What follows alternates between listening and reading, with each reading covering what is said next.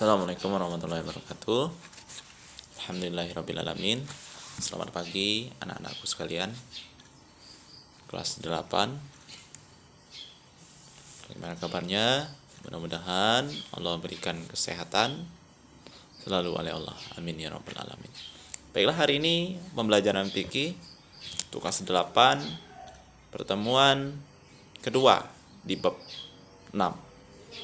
Minggu lalu kita sudah membahas pengertian hukum syarat haji. Kemudian sekarang kita akan bahas larangan haji, dam atau denda, dan macam-macam haji. Jadi ini yang pembahasan, ada 3 poin. Kita langsung saja kita eksekusi satu-satu. Pertama yang akan kita bahas adalah larangan haji. Nah, larangan haji ini pertama untuk jamaah laki-laki. Secara khusus larangannya dia tidak boleh memakai pakaian yang dijahit, seperti kaos, baju kaos, kemudian kemeja ataupun celana. Jadi nggak boleh. Kemudian memakai sepatu atau alas kaki yang menutupi mata kaki itu nggak boleh.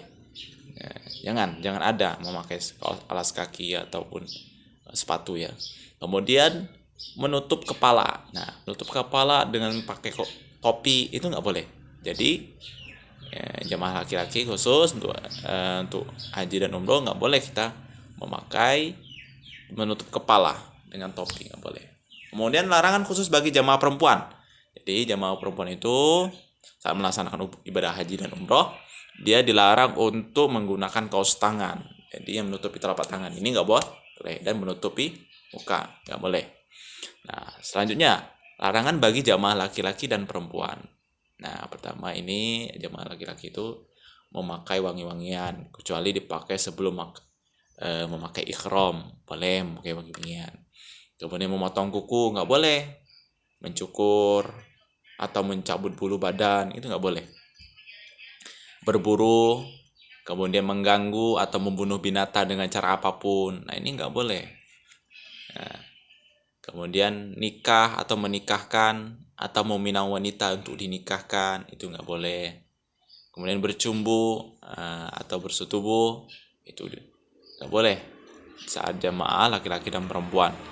Kemudian mencaci atau bertengkar, mengucap kata-kata kotor, itu nggak boleh. Kemudian memotong pepohonan di tanah haram, kita nggak boleh. Itulah larangan-larangan saat haji dan umroh bagi laki-laki dan perempuan.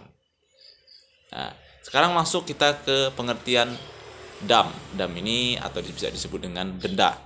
Nah, dam berarti itu denda yang dibayarkan karena melanggar sesuatu ketentuan yang berkenaan dengan larangan ibadah haji dan umroh. Jadi kalau dam ini kenapa disebut dam? Karena kita ada denda yang kita langgar saat melakukan ibadah haji dan umroh.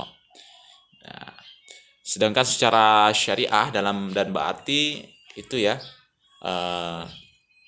dam itu bisa diartikan dengan sebuah, dalam bahasa itu bisa berarti darah. Jadi kalau secara syariah dam itu berarti mengalirkan darah penyembelihan hewan ternak.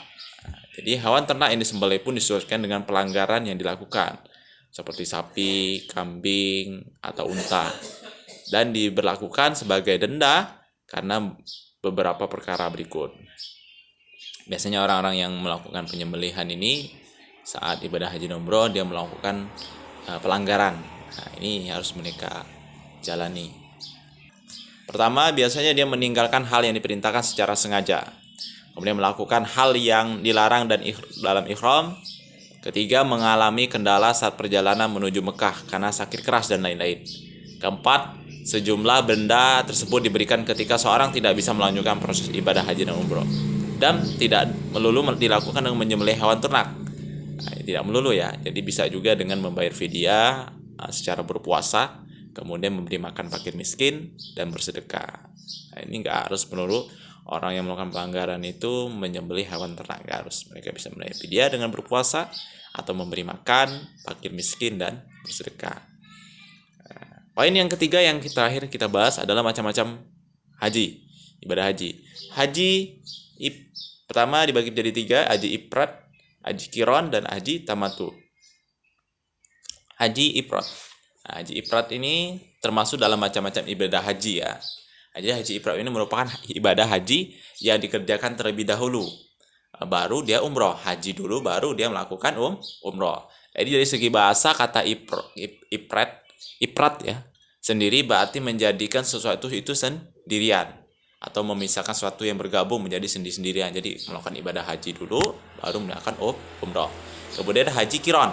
Nah, kalau kiron ini jenis haji yang menggabungkan antara niat haji dan umroh sekaligus, dia menggabungkan. Kalau yang ifrad tadi haji ifrad itu sendiri-sendiri, kalau ini menggabungkan niatnya karena dikerjakan pada bulan haji. Nah, misalnya tata cara ia menjamaah berihram untuk umroh dan berihram untuk haji. Jadi dua niat. Nah, jadi niatnya dibarengi sebelum mau memulai tawaf biasanya. Terakhir haji tamatu.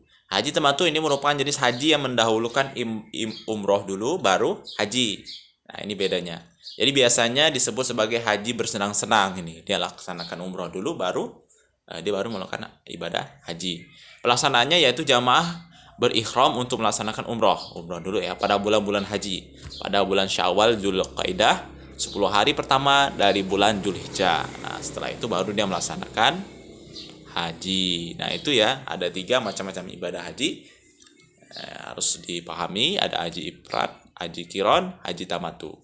Nah, itu mungkin saja dari Bapak dipahami. Terima kasih. Ini mudah-mudahan dengan daring ini kita lebih semangat lagi belajar dan menghargai rasa syukur kepada Allah bahwa kesehatan adalah nomor 1. Semoga wabah ini tepat berlalu. Terima kasih. Assalamualaikum warahmatullahi wabarakatuh.